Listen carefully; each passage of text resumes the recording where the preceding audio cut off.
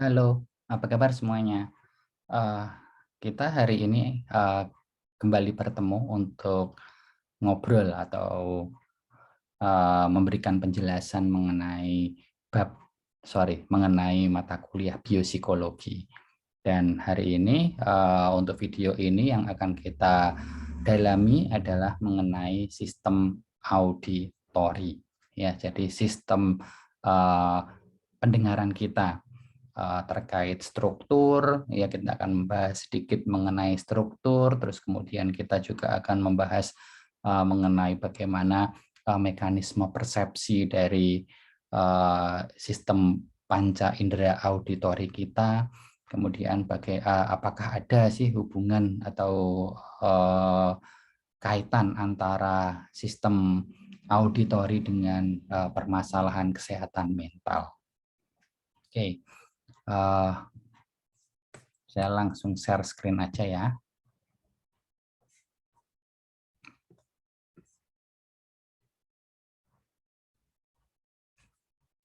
Nah, seperti yang teman-teman sudah pelajari sebelumnya bahwa baik itu di mata kuliah biopsikologi ataupun di psikologi kognitif, kita kenal dengan istilah sensasi dan persepsi.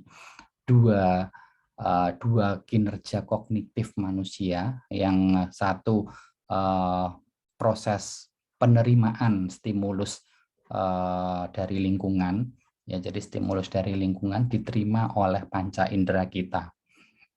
Kemudian proses pemaknaan atau proses pemahaman terhadap stimulus-stimulus yang tadi telah ditangkap oleh panca indera kita. Ada panca indera visual, ada auditori, ada gustatori, ada olfaktori, dan somatosensori. Nah, hari ini fokus kita ada di sistem auditori, sensasi, mekanisme persepsi, sedikit pembahasan tentang struktur, dan kemudian kaitan-kaitannya dengan masalah kesehatan mental. Oke, kita langsung saja masuk ke slide pertama. Nah, untuk slide pertama ini menunjukkan bagaimana indera kita menangkap sebuah stimulus dari lingkungan, dalam hal ini adalah suara, yang kemudian suara tersebut dibawa atau ditransfer dalam bentuk jadi teman-teman saya sudah pernah menjelaskan di video sebelumnya bahwa stimulus yang masuk ke dalam tubuh kita, stimulus yang diterima oleh sistem indera kita itu akan decoding dalam bentuk dalam format elektrokimia, karena bentuk atau format elektrokimia itu adalah format yang bisa dimasukkan ke dalam sistem otak kita. Nah, ini adalah gambaran tradisional, ya, yang sebelah kiri itu adalah gambaran tradisional, ini tradisional, dan ini adalah pandangan yang terkini. Jadi kalau pandangan tradisional itu reseptor itu akan diterima di panca indera, kemudian dari panca indera itu akan ditransfer ke talamus, kemudian dari talamus akan dibawa ke primary sensory cortex, kemudian dibawa ke secondary sensor cortex, dan terakhir akan dikumpulkan, ya. Jadi dari panca indera visual, panca indera auditori, panca indera gustatori, olfaktori, dan somatosensori itu akan dikumpulkan dalam korteks asosiasi atau association cortex. Nah, di korteks asosiasi inilah yang diasumsikan bahwa proses persepsi itu terjadi. Tapi ini adalah sebuah pandangan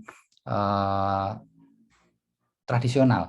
Nah, pandangan terkininya itu menunjukkan sebuah gambar yang lebih complicated, ya, sebuah gambaran yang lebih rumit.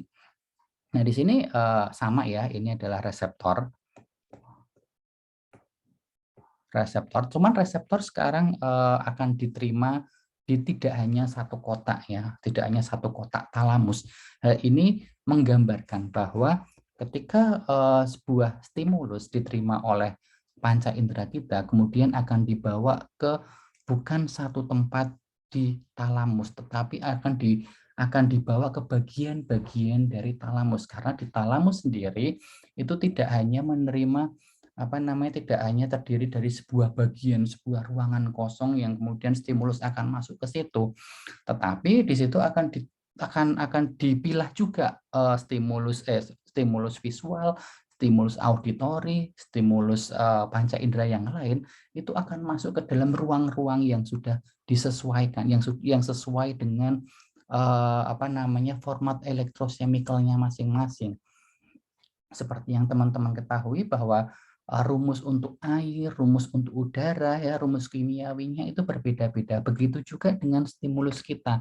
Stimulus kita yang diterima oleh panca indera kita itu akan dikoding dalam bentuk elektrokimiawi, yang mana itu formatnya akan berbeda-beda antara sistem visual, antara sistem auditori, antara sistem-sistem yang lainnya.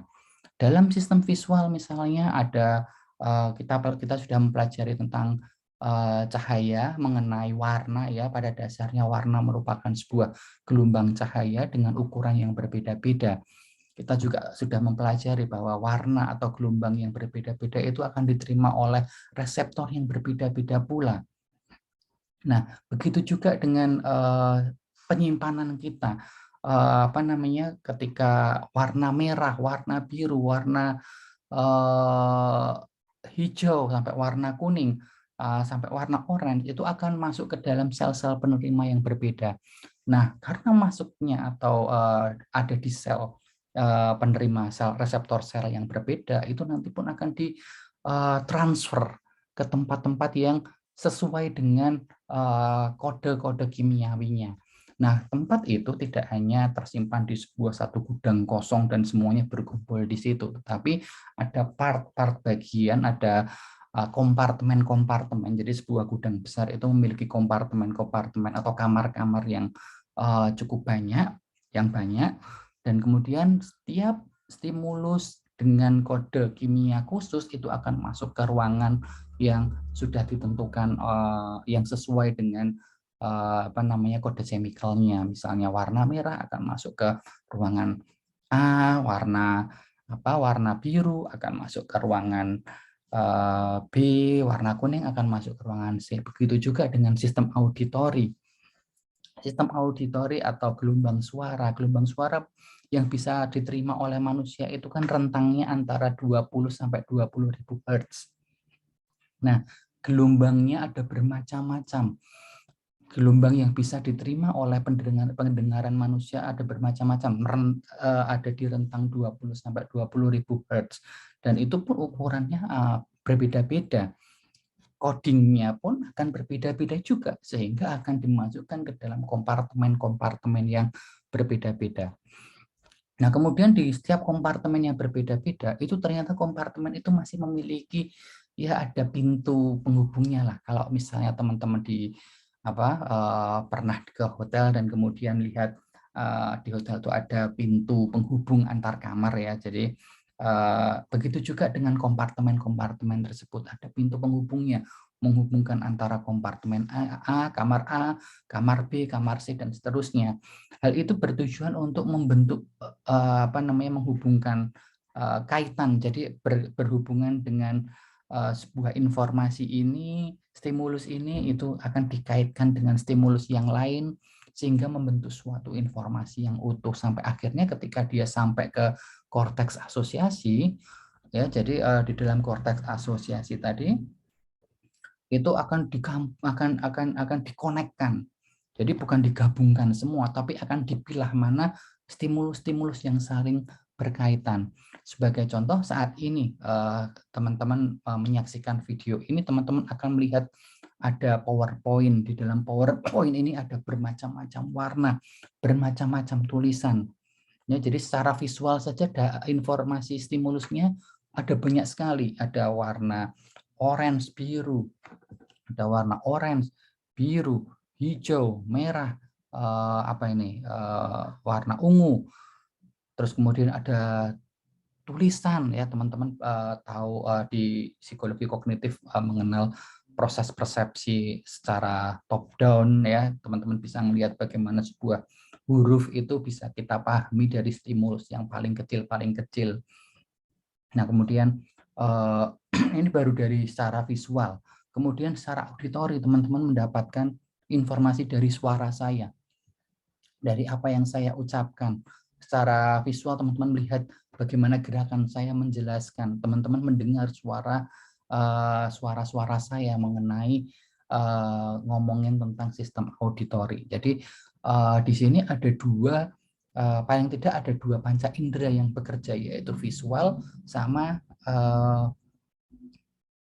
auditori. Sementara di sisi yang lain mungkin teman-teman ada yang sambil menyalakan aromaterapi atau di ruangannya itu ada parfum. Nah, itu ada informasi juga yang masuk ke sistem indera penciuman kita, di sistem gustatori kita. Itu teman-teman juga mendapatkan informasi. Begitu juga misalnya teman-teman sekarang sedang puasa, biasanya kalau kebetulan ini pengambilan gambar saya lakukan di pagi hari. Biasanya pagi hari kalau saya ya itu mulut saya itu rasanya pekat ya. Jadi olfaktori saya lidah pengecapsan saya merasa tidak agak pahit gitu. Nah, kemudian mungkin secara somatosensori teman-teman lagi sambil bawa pulpen atau sambil bawa kertas atau sambil menyentuh keyboard laptop atau PC teman-teman masing-masing. Jadi ada banyak sekali informasi yang banyak sekali stimulus yang teman-teman terima tadi. Nah, semua stimulus itu akan digabungkan akan dihubung-hubungkan dalam korteks asosiasi. Ya, jadi namanya korteks asosiasi itu di sebuah lokasi di otak kita yang diasumsikan sebagai tempat di mana berbagai macam stimulus tadi akan dikaitkan. Tentu saja yang memiliki konteks yang mirip, yaitu dalam kasus ini dalam video ini adalah membicarakan mengenai sistem panca indera dan mekanisme persepsi. Nah, kemudian itu semua digabung-gabungkan. Pandangan terkini seperti itu. Jadi dari berbagai macam stimulus yang disimpan di berbagai ruang, terus kemudian dia ditransfer ke di korteks-korteks tertentu, tentu saja dalam bentuk yang sebuah ruangan yang terpisah-pisah tapi memiliki pintu penghubung, dan pintu penghubung itu saling menghubungkan dengan kompartemen atau kamar-kamar yang lain sehingga membentuk sebuah pemahaman. Nah, pemahaman inilah yang dinamakan dengan persepsi. Jadi mekanisme persepsi itu dari berbagai macam stimulus kemudian dihubungkan, dikonekkan semua stimulus itu, plus ditambah lagi dari korteks asosiasi itu akan masuk sebuah informasi yang sudah tersimpan di memori kita sebelumnya, sehingga kita akan memahami apa yang kita lihat berdasarkan apa yang ada peran pengetahuan yang sudah kita miliki. Itulah konsep dari persepsi secara neuroscience.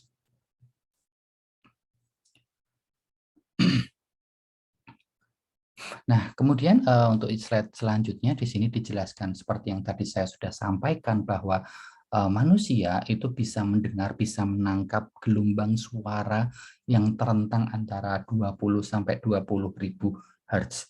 Di bawah itu atau di atas 20.000 Hz itu manusia tidak dapat menangkapnya. Bukan berarti gelombangnya tidak ada, tetapi manusia tidak bisa menangkapnya. Karena ada batasan-batasan di dalam organ pendengaran kita, yaitu telinga, yang tidak bisa menangkap gelombang di bawah atau di atas rentang itu. Nah, fungsi telinga itu adalah sebuah jembatan yang akan memberikan persepsi terhadap lingkungan yang ada di sekitar kita. Nah, lingkungan yang di sekitar kita di sini adalah lingkungan yang sifatnya memiliki gelombang auditori, gelombang suara, gelombang yang bisa diterima oleh telinga kita. Ini adalah organ sederhana ya, jadi bagian-bagian sederhana dari telinga kita.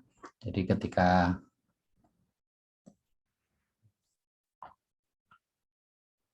mohon maaf sebentar.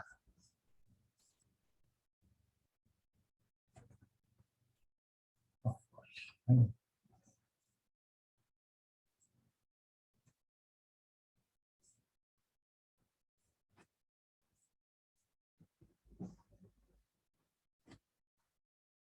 oke.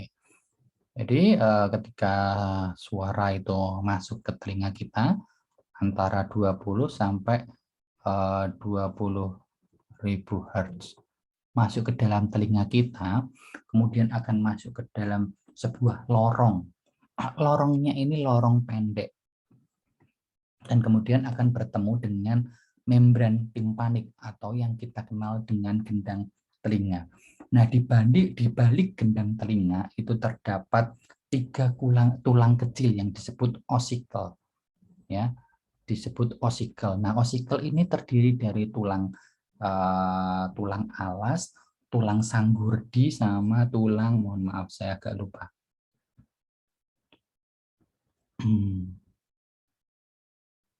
Tulang palu, tulang landasan, dan tulang sanggurdi. Ya, 3 tulang itu disebut sebagai osikel. Osikel plus oval window, ya, ini termasuk dalam medium ear atau telinga bagian tengah. Nah, ketika suara masuk, kemudian menggetarkan gendang telinga, ya, getaran gendang telinga itu akan diterima oleh 3 tulang kecil itu dan dikirim ke rumah siput. Nah, ini adalah rumah siput nih.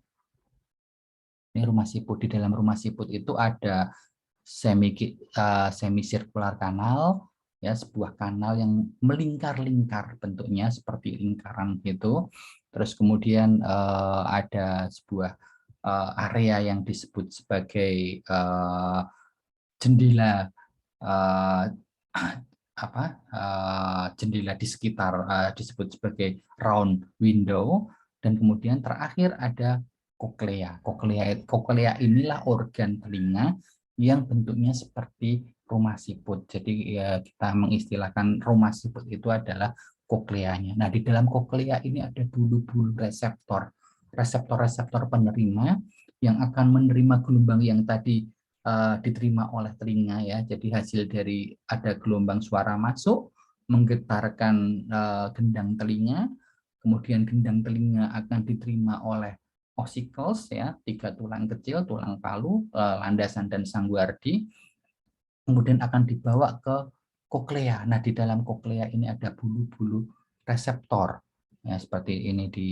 apa ini ya, ada bulu-bulu reseptor, dan kemudian bulu-bulu reseptor itu berlokasi di atas basilar membran. Nah, basilar membran ini yang berhubungan dengan sistem syaraf auditori yang berhubungan langsung ke otak. Ya, seperti yang kita tahu, auditory nerve itu sistem syaraf tepi yang langsung berhubungan dengan otak kita. Maka dia termasuk dalam kategori apa namanya, sistem syaraf kranial.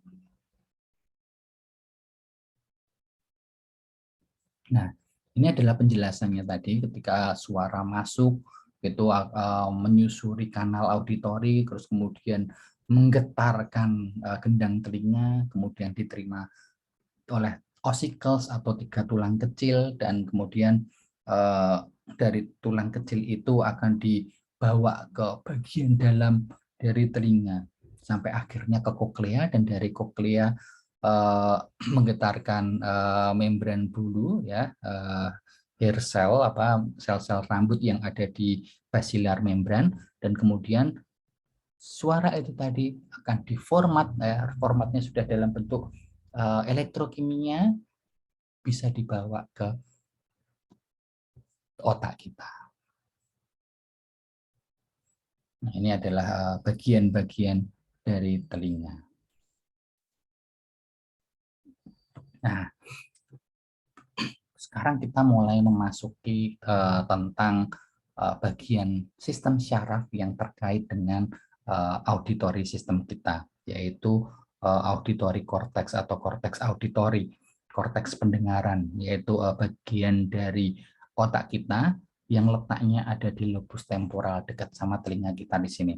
Nah, kalau visual masuk langsung ke lobus occipital, otaknya ada di belakang, sementara kalau telinga ya korteks korteks auditory itu ada di lobus temporal. Nah, di dalam lobus temporal itu tadi ada yang namanya Broca area, Wernicke area yang semuanya berkaitan dengan penerimaan bahasa, terkait dengan pembelajaran bahasa, area Wernicke dan area Broca, sehingga ada kaitan antara kemampuan pendengaran dengan kemampuan berbahasa kita, dengan kemampuan berbicara kita. Karena memang korteks auditori itu termasuk dalam area-area yang berkaitan dengan bahasa itu tadi.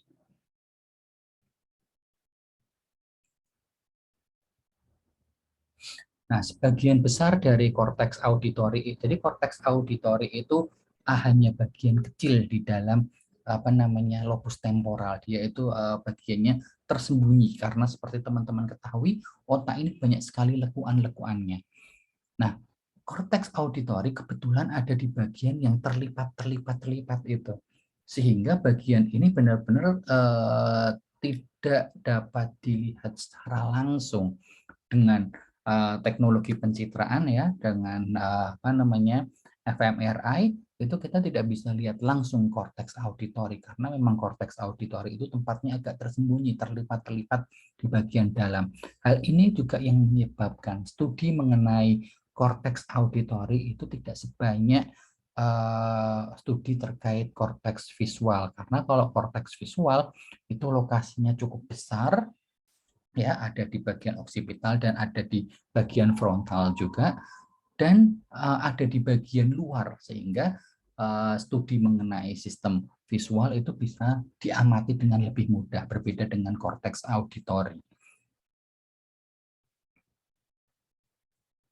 Nah, ini adalah gambaran-gambaran struktur mengenai korteks auditori ya. Di sini ada bagian depan anterior auditory pathway ya, jadi bagian jalur bagian depan, kemudian ada posterior auditory pathway, jalur bagian belakang.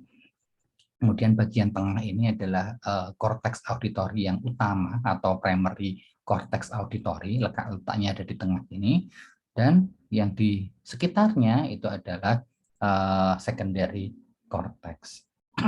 Nah, secara umum lokasinya ada di lobus temporal.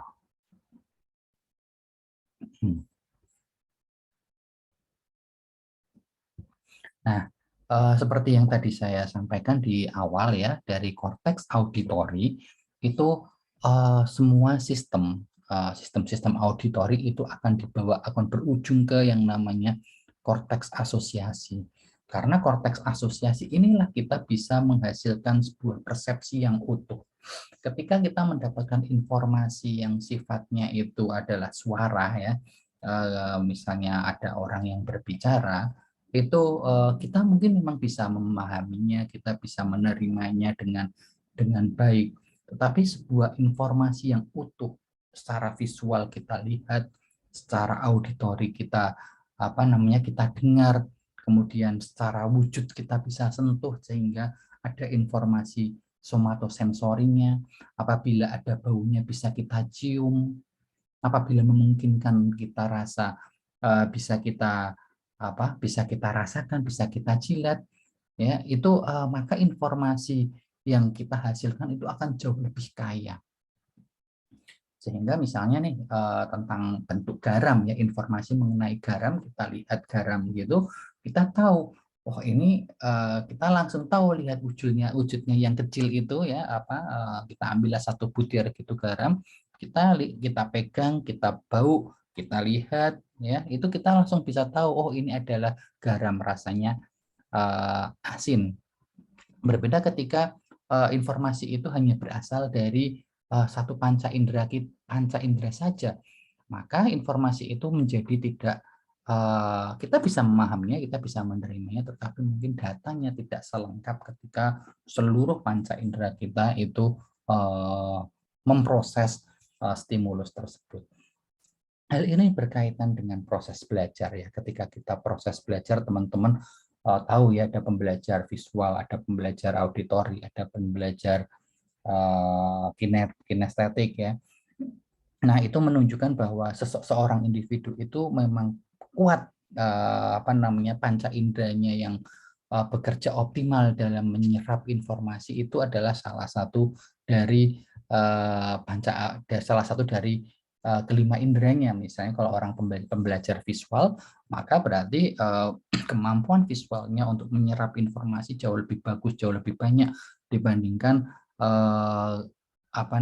sistem auditorinya.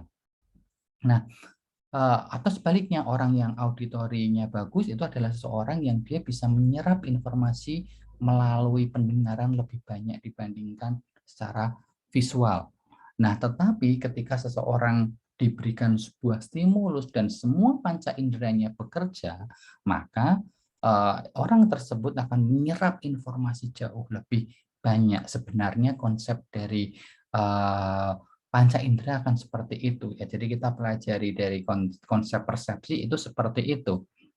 Nah, hanya saja beberapa individu mungkin akan lebih memfokuskan salah satu inderanya. Jadi ada yang namanya atensi. Jadi dari atensi itu ada banyak stimulus ya yang masuk, kita akan pilih mana nih stimulus yang paling oke buat kita, yang paling penting buat kita. Orang visual akan mencari, atensinya akan fokus ke stimulus-stimulus yang dapat dilihat. Sementara orang auditori akan fokus, atensinya akan fokus pada materi-materi yang sifatnya auditori. Ya, pada dasarnya seperti itu aja. Cuman kembali lagi secara neuroscience bahwa seseorang ketika diberikan stimulus dan semua panca inderanya itu bekerja, maka informasi yang diperoleh itu akan jauh lebih besar. Nah, permasalahannya ketika kita fokus ke 5 panca indera mengamati sebuah stimulus ya, ketika 5 panca indera kita bekerja untuk menyerap stimulus yang ada di hadapan kita, maka energi yang dibutuhkan pun jauh lebih besar. Nah, oleh karena itu ketika seseorang berada dalam kondisi sangat fokus, kondisi konsentrasi tingkat tinggi, seluruh panca inderanya bekerja optimal, maka energi yang digunakan jauh lebih banyak sehingga seseorang akan cenderung lebih lelah. Jadi pembelajar visual, pembelajar auditori, kinestetik itu adalah sebuah strategi hidup bagaimana seseorang itu akan menghemat energi dalam tubuhnya untuk mempelajari sesuatu atau untuk menyerap stimulus yang ada di sekitarnya. Jadi kalau kita gunakan semua panca indera kita, maka informasi yang digunakan itu energi yang dikeluarkan itu jauh lebih besar dibandingkan kalau kita fokus, kita dengarkan aja nih. Jadi ketika dosen berbicara, teman-teman dengerin aja deh sambil nyalain videonya ini, dengerin aja, teman-teman mungkin sambil melakukan aktivitas yang lain. Nah, ketika teman-teman melakukan aktivitas yang lain, ya kalau auditorinya teman-teman optimal. Kalau teman-teman auditorinya teman-teman tidak optimal atau teman-teman fokus melakukan hal yang lain, maka jangan-jangan atensi teman-teman akan beralih bukan ke materi pembelajaran, tetapi malah ke hal-hal yang teman-teman lakukan. Nah, ini yang menyebabkan teman-teman menjadi apa yang dipelajari tadi, yang didengar tadi itu informasinya tidak lekat dan tidak tersimpan di dalam memori jangka panjang teman-teman, sehingga mungkin dalam hitungan beberapa menit atau beberapa jam informasi yang teman-teman pelajari tadi sudah hilang. Nah, itu adalah gambaran mengenai bagaimana sebuah stimulus itu bisa masuk ke dalam mekanisme persepsi kita sampai akhirnya bisa kita ingat menjadi sebuah informasi yang tersimpan di dalam memori.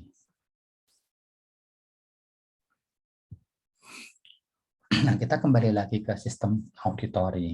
Nah, sistem auditori itu adalah sebuah organ ya, organ-organ tubuh yang dia bisa rusak. Baik itu rusaknya karena kecelakaan, ya misalnya kita mengalami kecelakaan dan dia rusak, atau rusak karena eh, pemakaian. Ya, jadi maksudnya gini. Jadi seiring pertambahan usia, seiring usia kita bertambah, maka kemampuan organ-organ tadi juga akan menurun. Hal inilah yang menyebabkan banyak orang-orang tua yang secara visual dia menurun kemampuannya, pendengarannya menurun, dan indera-indera yang lain pun juga uh, menurun kemampuannya. Nah, itu adalah sebuah kerusakan akibat pemakaian, bukan karena kecelakaan, bukan apa-apa, tapi memang ya karena dia sudah lama digunakan secara terus-menerus seperti halnya mesin ya. Jadi bukannya kita membandingkan antara ciptaan Tuhan dengan sebuah mesin, tidak, tetapi proses kerjanya juga sama, ternyata ada jangka waktunya, apalagi ketika kita menggunakan organ tubuh dan kita tidak melakukan perawatan dengan baik, seperti halnya mobil. Kalau mobil atau motor teman-teman, atau kendaraan teman-teman, atau laptop teman-teman, ketika teman-teman pakai terus-menerus tanpa dirawat dengan baik, maka mungkin dia akan lebih cepat mengalami rusak. Misalnya kendaraan sering dipakai, paling tidak bannya akan lebih cepat halus, sehingga harus diganti. Nah, begitu juga dengan organ kita. Kalau kita gunakan secara terus-menerus tanpa ada perawatan, ya, jadi benar-benar misalnya kalau telinga gitu dipakai buat setiap malam kita gunakan untuk dengerin suara yang keras-keras, nah itu akan tiba waktunya mungkin kerusakannya akan datang lebih cepat. Nah, kerusakan pada sistem auditori itu biasanya berhubungan dengan disabilitas. Disabilitas di sini yang dimaksud adalah berkaitan dengan pendengaran, seperti gangguan kalau kita bahasakan ya tuli. Nah, tuli adalah salah satu efek dari gangguan auditori. Jadi kebanyakan seseorang yang mengalami masalah dengan sistem auditori itu berimbas pada kemampuan pendengarannya. Baik itu pendengaran secara volume menjadi berkurang, atau volumenya tetap tetapi penerimanya menjadi tidak sempurna. Misalnya ada beberapa huruf ya, ketika kita berbicara ngomong ada beberapa huruf yang akan terdengar bergetar. Jadi seperti yang tadi saya sampaikan, di dalam sistem auditori itu ada bulu-bulu penerima, hair reseptornya. Nah, hair reseptor ini sudah dibuat seperti halnya cone reseptor ataupun rod reseptor pada sistem visual, dibuat sesuai dengan gelombang-gelombang tertentu. Jadi kalau sistem di visual ya, sistem penerima visual itu gelombang cahaya bermacam-macam, ada yang panjang dan ada yang pendek, sehingga berpengaruh pada warna ya. Ketika ada permasalahan terkait hal itu menyebabkan buta warna, baik itu parsial maupun buta warna total. Nah, ini juga sama pada sistem auditori juga sama. Hair reseptor itu juga akan menerima gelombang suara yang sesuai dengan peruntukannya. Jadi ada beberapa bulu-bulu yang dia memang setnya itu untuk karakter suara 20 Hz, dan ada bulu-bulu yang dia bisa menerima suara dengan 20 ribu Hz. Nah, ketika ada beberapa bulu itu saja, kita ngomongin bulu aja, nggak usah ngomongin organ yang lain, kita ngomongin bulu aja. Ketika ada beberapa bulu penerima itu yang rusak, maka akan ada beberapa suara yang sulit dipahami oleh penderita kerusakan sistem auditori itu. Sebagai contoh misalnya ada beberapa huruf yang akan terdengar berbeda atau akan terdengar seperti gumaman. Jadi dia bisa mendengar huruf A, bisa mendengar huruf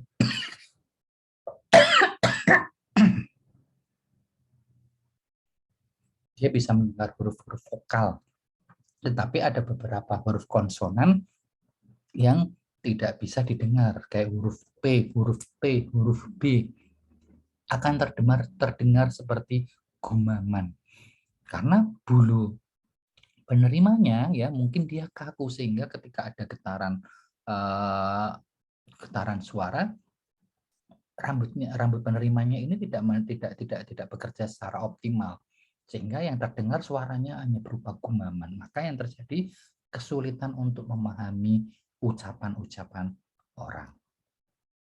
Nah, kerusakan lain yang sangat mungkin terjadi dan mudah dialami adalah kerusakan pada gendang telinga atau membran timpanik.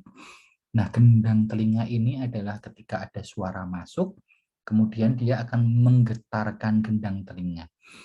Nah, ini proses codingnya ada di sini nih.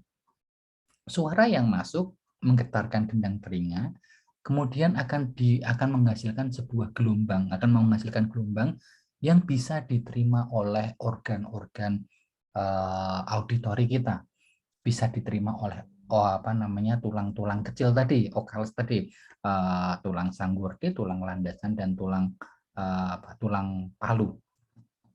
Nah, kalau misalnya membran timpaniknya itu rusak, maka dia tidak bisa menerima gelombang suara yang dari luar, sehingga tidak ada getaran yang bisa diterima oleh organ-organ dalam dari telinga, ya, seperti 3 tulang kecil tadi, terus kemudian sampai ke dalam kokleanya, dia tidak akan menerima gelombang yang bisa mereka terima. Efeknya apa? Efeknya individu yang mengalami kerusakan membran timpanik itu tadi, gendang telinganya rusak, ya otomatis dia akan mengalami hambatan dalam pendengaran. Nah, kaitan antara kerusakan sistem auditori tadi memiliki kaitan dengan masalah-masalah kesehatan mental. Nah, di sini ada rasa kesepian, rasa terisolasi, dan berujung pada demensia. Seseorang yang tidak bisa mendengarkan suara, sebelumnya dia bisa dengerin suara, tapi ketika mengalami kerusakan pendengarannya menjadi terbatas, maka dia akan mengalami yang namanya kesepian. Karena apa? Karena memang tidak ada suara yang bisa dia dengar, benar-benar sunyi, seperti halnya teman-teman misalnya nih yang bisa berenang, teman-teman di kolam renang, teman-teman tutup telinga dan teman-teman masuk ke dalam air. Suasananya di dalam air itu sangat tenang, tidak ada suara sama sekali. Nah, seperti itu sehingga akan menimbulkan rasa kesepian. Rasa kesepian itu berkaitan dengan rasa terisolasi.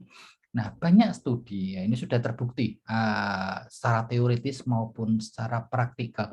Secara teoritis, rasa kesepian itu berhubungan dengan rasa terisolasi dan akhirnya berujung pada demensia.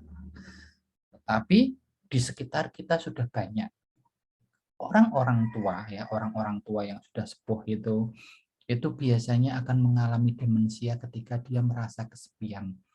Ketika orang tua tinggal di rumah sendiri, anak-anaknya bekerja dari pagi sampai sore, pulang mungkin misalnya tinggal di rumah yang sama tapi tidak sempat saling ngobrol, tidak bisa tidak bertemu, jadi si anak datang dalam kondisi lelah, maka orang tua akan mengalami kesepian, kemudian pikun.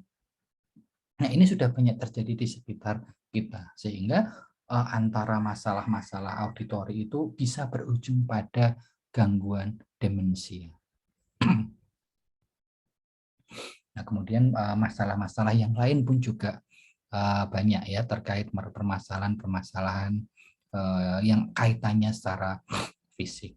Namun secara psikis ini sebuah gangguan pendengaran itu berkaitan dengan rasa kesepian, menyebabkan dia kesepian. Ketika seseorang merasa kesepian, tidak ada suara apapun yang bisa dia dengar, dia akan merasa terisolasi, rasa tersingkir dari kehidupan masyarakat. Ketika seorang merasa tersingkir dari kehidupan masyarakat, maka tinggal tunggu waktu saja dia akan mengalami kepikunan. Dia lupa hari, ya, karena tidak bisa mendapat informasi, ya, jadi dia lupa hari, dia tidak tahu dengan keadaan di sekitarnya, sehingga akan datang kepikunan atau demensia pada individu itu. Nah, kemudian di sini ini adalah masalah-masalah pendengaran lagi yang berkaitan dengan apa namanya secara fisik ya, berkaitan dengan fisiologis. Nah, salah satu penanganan apabila oh ya, salah satu kerusakan yang paling parah itu adalah kerusakan pada koklea. Ketika seseorang kokleanya rusak ya, rambut-rambut penerimanya tadi itu rusak. Jadi seperti yang tadi saya sampaikan, ketika gangguannya ada di gendang telinga, maka suara yang masuk tidak bisa diterjemahkan dalam gelombang yang bisa diterima oleh bulu hair reseptor, bulu-bulu penerimanya. Nah, sehingga efeknya adalah koklea tidak berfungsi, tidak mendapatkan informasi apapun. Nah, itu bisa menyebabkan ketulian. Efeknya biasanya adalah bukannya sunyi senyap, tapi suara itu akan terdengar seperti gumaman. Itu ketika kerusakannya ada di gendang telinga. Tetapi ketika kerusakannya itu ada di kokleanya, ya, sel-sel rambutnya itu rusak, maka gendang telinga bisa masuk, tetapi suara pun tidak bisa, gelombang suara tidak bisa sampai ke reseptornya. Jadi sama saja tidak ada suara yang akan dibawa ke sistem auditori. Jadi ya kalau yang gendang telinga tadi akan terdengar berupa gumaman, tetapi kalau yang rusak itu kokleanya, maka benar-benar sunyi senyap. Ya. Nah, kerusakan telinga secara umum ada dua, yaitu conductive deafness sama nerve deafness. Nah, kalau conductive deafness seperti tadi yang saya jelaskan, kerusakan ada di gendang telinga atau mungkin ada di ossiculus-nya, di tulang kecilnya yang rusak. Nah, tapi kalau di nerve deafness yang rusak itu adalah sistem syarafnya. Ada dimulai dari koklea sampai di sistem syarafnya. Nah, salah satu penanganan untuk kerusakan koklea ya, omplan koklea itu seperti ini. Jadi ditanam, jadi alat bantu pendengaran yang bentuknya itu bukan dimasukkan di lubang telinga, tapi alat bantu pendengaran yang ditanam di dalam di balik telinga yang berhubungan dengan korteks auditori, sehingga dia menjadi jembatan antara telinga ya, antara telinga bagian luar gendang telinga, kemudian menjadi jembatan sebagai alat bantu atau sebagai pengganti kokleanya. Gitu. Nah, tentang sistem auditori sampai sini, mudah-mudahan bermanfaat buat teman-teman semua. Mohon maaf apabila dalam proses video ini banyak gangguan seperti tadi saya sempat terhenti atau ada suara berisik ya, ada biasa ya, kita tinggal di sebuah negara di mana orang-orangnya masih banyak yang kalau berkendara itu mereka tidak peduli dengan orang sekitarnya, jadi mereka bikin sampah suara. Jadi mohon maaf untuk hal-hal itu semua. Mudah-mudahan bermanfaat buat teman-teman. Sampai jumpa.